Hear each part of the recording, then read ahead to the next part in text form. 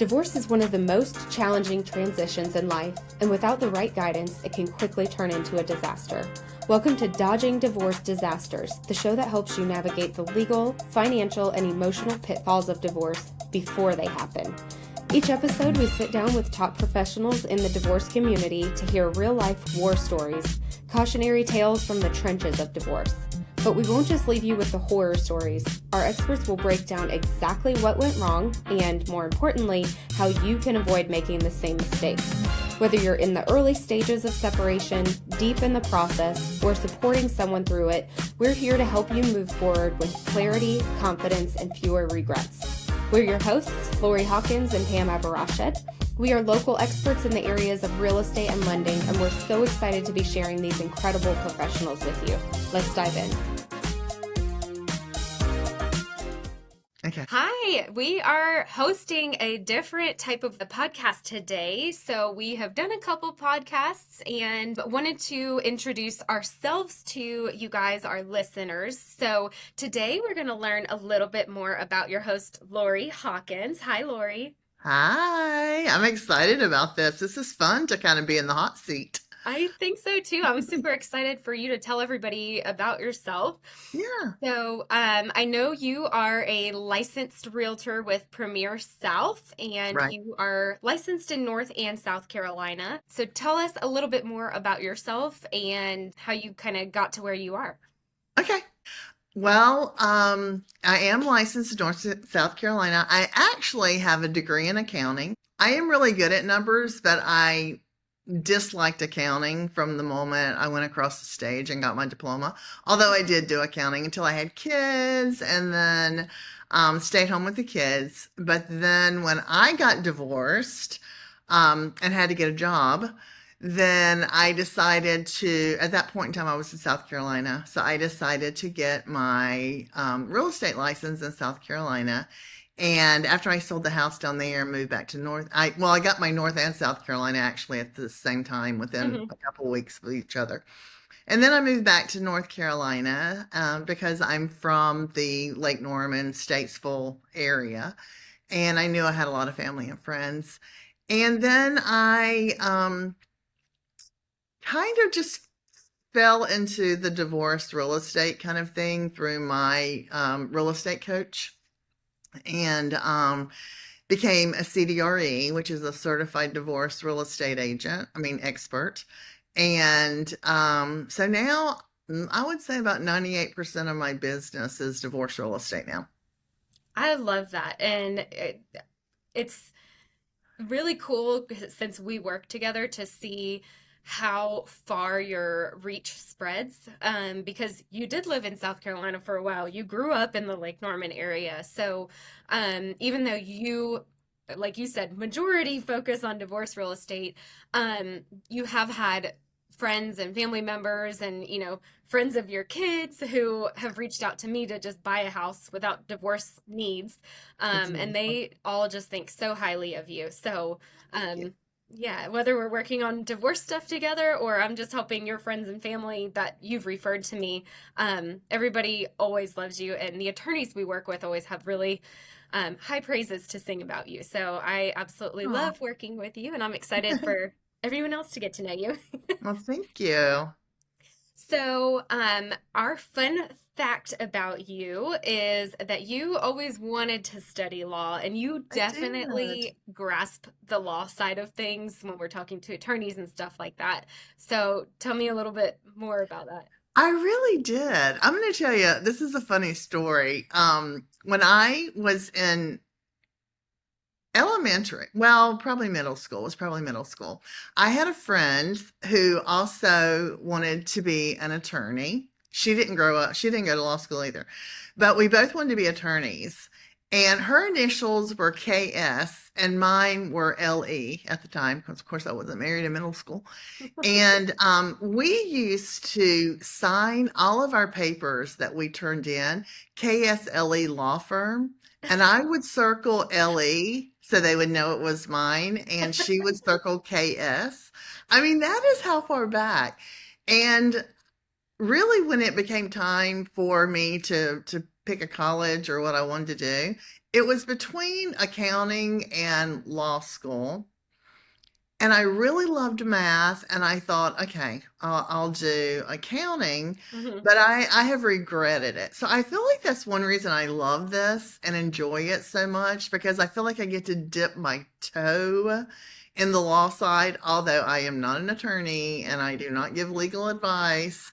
I still get to be in that realm, you know. So I think that's why I enjoy this so much. Yeah, I agree because your certification obviously gives you a ton of knowledge around real estate as it pertains to divorce, but you specifically definitely dive into the legal side of things. And even on the mortgage stuff, you have, inquired about why does this work this way? Or the Garn St. Germain Act, you wrote that article on it. So I love that you dive into it because it just, again, shows how knowledgeable and committed you are to this career and doing a really good job for your divorcing clients. Thank you. That is high praise, and I appreciate it because that is exactly what I'm setting out to do. Because I feel like the more knowledgeable I am, the better I can serve my clients, and that is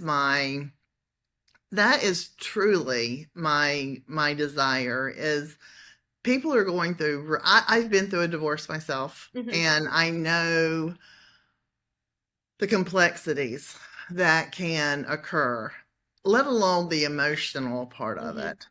And I really just want to be able to help them and get them through this process of selling their home because Yeah. selling a home through a divorce is completely different than selling a home in the traditional way. And, like I said, beside that, there could be, restraining orders or domestic violence orders. The way things are written up in a court order that is my job to make sure when it comes to the home. Hmm. So I want to be able to help them get through this time. Yeah. And I know I've said this a million times in Second Saturday and talking to mutual clients, but you're going to pay a real estate agent to sell your home. So why wouldn't you pay the same price? Lori does not charge more than another realtor. She is the same price as all the other realtors out there. Yes. So why would you not get a much higher level experience, a higher level of knowledge, who's with somebody who's going to make sure that you're actually getting to the finish line of selling your house and, Yes. do it right. So, I appreciate so much you saying that because when people decide to get divorced, they do not go to a bankruptcy attorney, mhm, nor do they go to a probate attorney. mhm, They go to a divorce or family law attorney because they want someone that is an expert in that field. right. And I understand people hiring a traditional realtor if they do not know that I exist. Mhm, But once you know, I really cannot comprehend with me being a neutral third party and knowing how to be in communication with the attorneys, how to keep the communication between the two parties that typically are not even speaking to each other, yeah. help to keep that going. I just eliminate my systems and procedures that I'm trained in. I just eliminate a lot of stress that occurs. So I can't understand that either, but I know that people have people they feel safe with and that they Mhm, trust, but um yeah, I think once people would get to know me, it doesn't take clients very long to realize I do represent both of them. I do make sure that each party is treated fairly and their interests are protected. And it's the way my specialized divorce listing procedure is set up. yeah. And I can say from experience, you truly do treat each person equally. There's no like, oh, well, this spouse is being nicer to me and this one's being a jerk, so I'm going to be a jerk back to that one. Like, you're truly a neutral third party, and your entire mission is to get their house sold according to the agreements that they have in place. So, Right. it's a huge value for people to use you. Um, And we've already kind of started dipping our toes on this, but tell us more specifically about being a CDRE and what divorce real estate looks like with you. Yeah. Like I said, I am a neutral third party.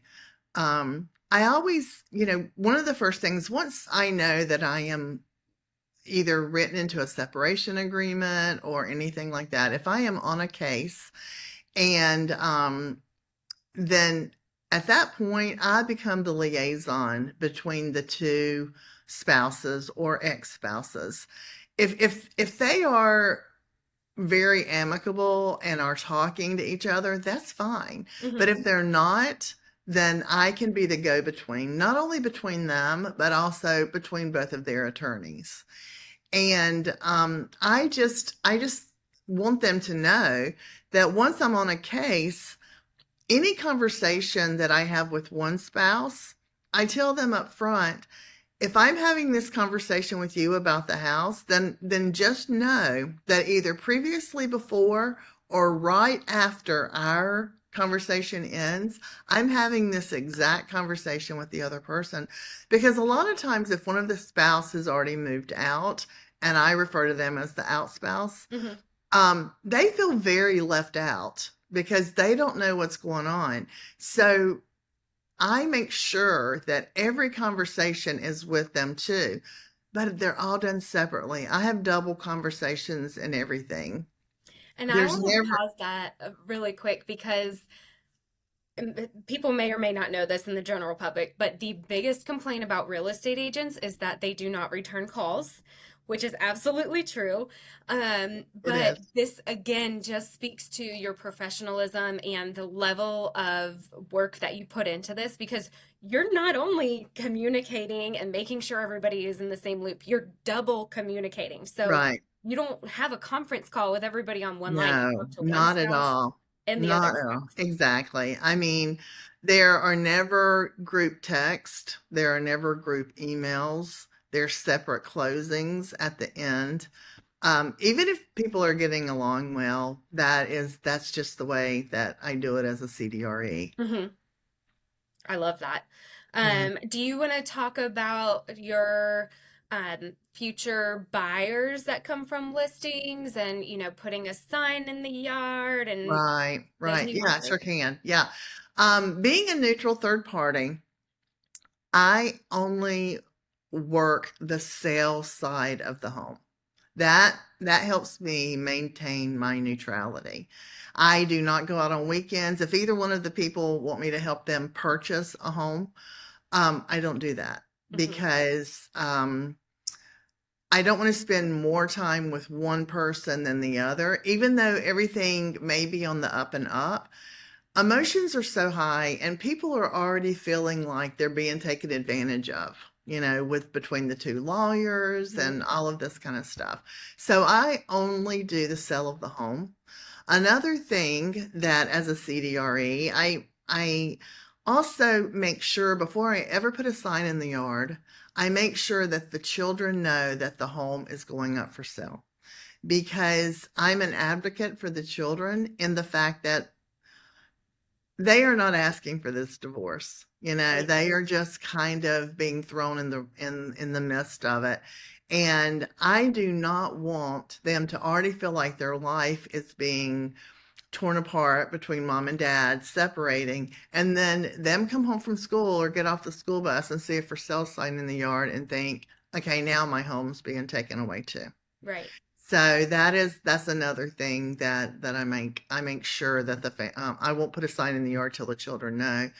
And then I also, you hope it never comes to this, but the moment I am assigned to a case or take on a case, I assume that this case may go to court.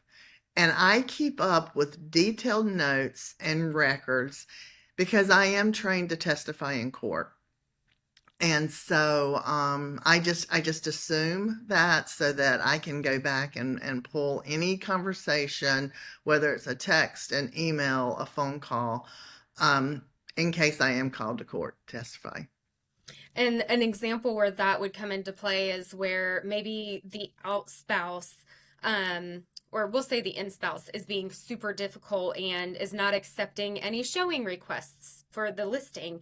And they can't get the house sold because the in-spouse who's currently staying there won't approve any requests. Exactly. And then the spouse who is not living there anymore is like, what the heck? I want my house gone. We need to sell this.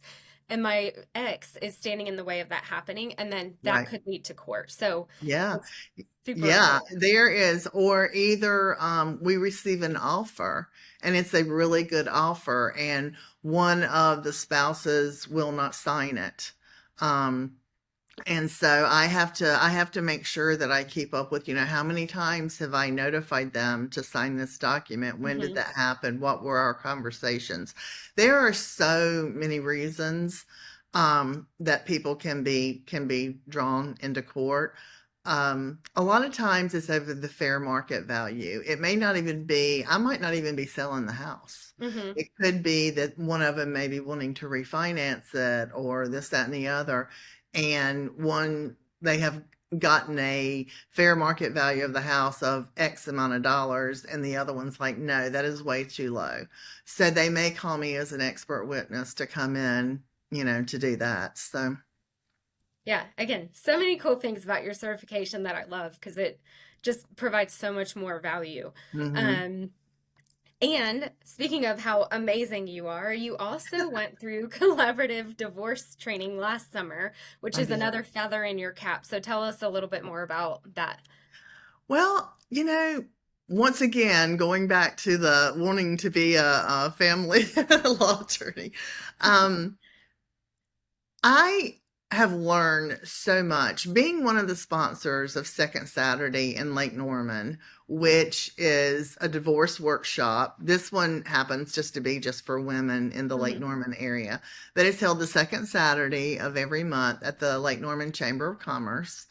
And I have learned so much sitting in there, hearing, because there's a family law attorney there, there's a CDFA, which is a certified divorce financial analyst, there's a mental health professional, there's a CDRE. And just hearing everyone every month talk, I have learned so, so much. I had no idea what collaborative divorce was.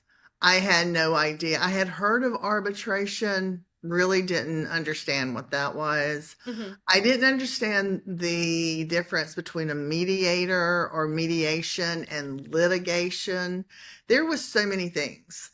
So when I started getting assigned onto collaborative divorce cases, I just spoke to the attorneys, because there are attorneys that are trained in collaborative divorce. As the CDRE, I didn't need to be trained in that, but I just felt like it was another way for me to expand my expertise in the divorce niche, to understand what was going on in the collaborative divorce process. And it kind of goes hand in hand because the collaborative divorce, everyone's kind of neutral parties, and I'm a neutral third party. So it kind of goes hand in hand with that, Hmm. and thoroughly enjoyed it. It doesn't mean I can do collaborative divorce as far as an attorney does, but Hmm. it does mean that I understand the process a whole lot more, and I'm very much an advocate of it. I love that. And there's so many instances that collaborative really does make a big difference for Hmm. people, both Hmm. financially and just in the end goal of how the divorce ends up. So I love that you've got this specialized training on top of your certification. Yeah, me too.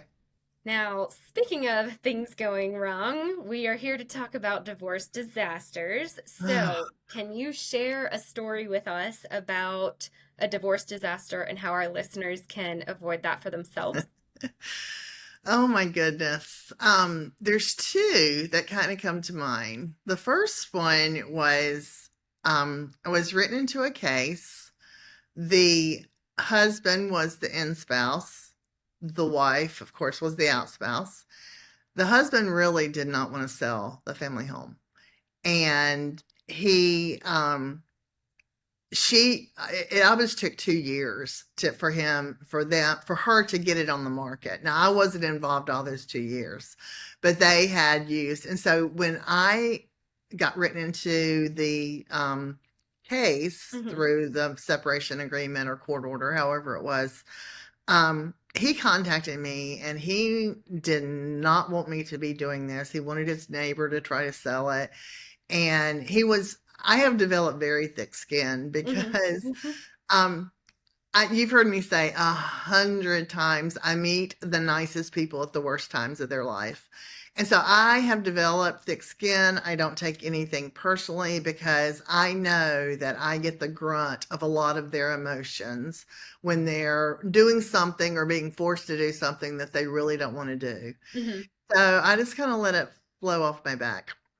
But long story long, he gave me problems throughout the whole process. But the weekend that we put the house on the market, it was a beautiful home, put the house on the market. That first weekend, they received an offer that was $30,000 over the asking price. Wow. The wife was like, yes, let's do this thing. He was like, and he kind of would ghost me. And Saturday night, the buyer's agent called me and said, your client is at the doorstep of the potential buyer, the people that have put the offer in. And he is knocking on the door. They've answered the door and he's begging them not to buy this house. Oh my gosh. And she's like, should I call the police? I was like, no, he is harmless. And at that point, they had no idea about the divorce Mm-hmm. issue. Because that's another thing. That is very private. Right. I do not let them know that this is a divorce issue at all. At that point, I did share with Mm-hmm. her because I wanted her to know that was why his emotions were running a little bit high. Right. I immediately got off the phone with her and called him and texted him. And I was like, they're going to call the police on you. Please, you cannot, because Mm-hmm. sellers and buyers are not allowed in the process to speak anyway, let Right. alone go to their door. So anyway, that was kind of crazy. You know what?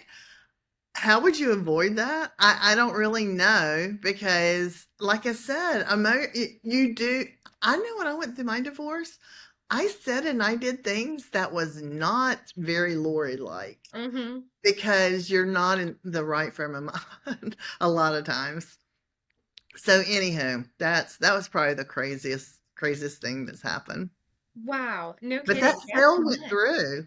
He left. We wound up going through and the sale went through. He never really ever warmed up to me or liked me. That's really the only person that I feel like started off rough and never warmed up to me. Mm-hmm. But everyone else, usually, even if they don't want to use me, they see my value and they Yeah. kind of warm up to me. He definitely did not. Oh my gosh. That is a crazy story. I've never heard that from you before. Yes, it was crazy. Oh, so what practical advice do you have for someone who is considering a divorce? Um, you've heard me say this a million times too. And I tell this to everybody in the second Saturday. I know from personal experience, going from one household to two households, that money is tight. Mm-hmm. So I'm saying this for two different reasons. One, you are never going to waste whatever money it costs for you to go have a 1 hour consultation with an attorney. Just like I know things about divorce real estate that a traditional realtor doesn't, family law attorneys can tell you things and advise you and guide you about things you don't even know to ask them the questions. So even though the money seems tight, I would highly recommend, and it's up to you who you go see. And Mm-hmm. that's what these videos that we're doing is for. So you can kind of watch and get a feel for the personalities and the different types of the way they do divorce. Yeah. The other thing is, as doing divorce real estate, I also know with money being tight, I'm not going to go in and perhaps have you do upgrades or renovations or repairs on things that I might would ask a happy little couple that a traditional listing may be. Mm-hmm. I'm going to only ask you to do things or suggest, I'm not even asking you, I only make recommendations. It's up to you whether you want to do it or not. Mm-hmm. But if I know that you could spend a little bit of money and have a big return on that small Mm-hmm. little investment and be able to get more money, as a selling price, I will recommend it. And Mm-hmm. I have people that vendors that they know all I do is divorce real estate. And so they will work with me in a lot of times Mm-hmm. to to work with the selling couple because they know that the money is tight. So it's different. Like I said, there's so many things with divorce real estate that's different. Yeah. Um, Now, speaking of real estate, what questions would you recommend asking a real estate agent that somebody is thinking about hiring, especially in a divorce scenario? Yeah. Oh gosh, I actually have a list of 12 questions that I give to people if they call me and they are interviewing people. Mm-hmm. I will go through and then I'm like, you know what? Let me send you this so that you'll have this list of questions, which anyone can contact me to get that. But some of them are, how will they handle your closing? How do they communicate? At what times will they perhaps communicate, or will they communicate with your attorneys? Mm-hmm. What if there is a problem with repairs? How do they go about at your closing, um, letting the closing attorneys know about the way you're going to split your distribution, your proceed distribution?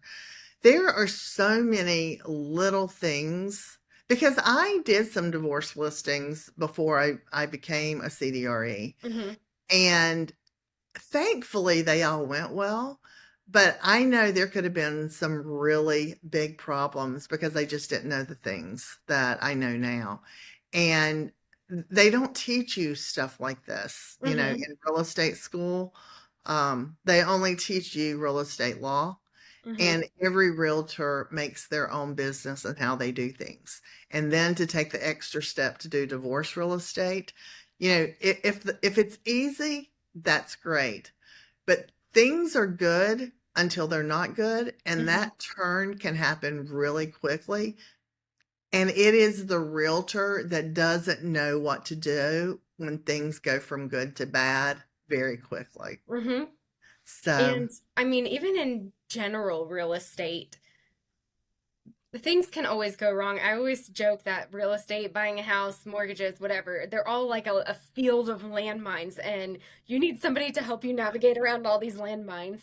yeah, But when you're in a divorce situation, there are so many more landmines that you could fall on, and a real estate agent really could put you in a bad spot if they don't know what they're doing or how things should be split at closing or if they're not working with your attorneys. So it's yeah, again, I cannot, I'm like your hype woman right now, but I can't emphasize enough how important it is to work with somebody who knows what they're talking about, who knows the differences of divorce real estate versus regular real estate. And I mean, honestly, I would recommend you even if you didn't do divorces because you are so knowledgeable. So, um, again, you cost the same as any other realtor, but you come with so much more value. Like, why would you not? So, yeah. right. No, girl, I completely agree with you. Well, everybody, we are so grateful that you joined us. Thank you, Lori, for going into some detail about being a CDRE. It was fun to interview you. Yeah, thank you so much. You are a great interviewer. Oh, thank you. For our listeners, they obviously know about our podcast here, but where else can they find you? Yeah, I have my website, and it is not a traditional realtor website because I do not help buyers. So if you're looking for a house, you don't go on my website to look to see what I have. My website is all about explaining what a CDRE is and why you would want to use me if you're going through a divorce. So my website is divorcerealtorexpert.com. So you can find me there. You can email me at lori@divorcerealtorexpert.com. And yeah, that's it. Perfect. Well, thank you so much for giving us Yeah. some of your time. It was fun chatting through all of this, and we will be back again soon with another episode. All right. Thank you, Pam. This podcast is for informational and entertainment purposes only. Information contained herein is not legal advice. If you need legal advice, please seek an attorney.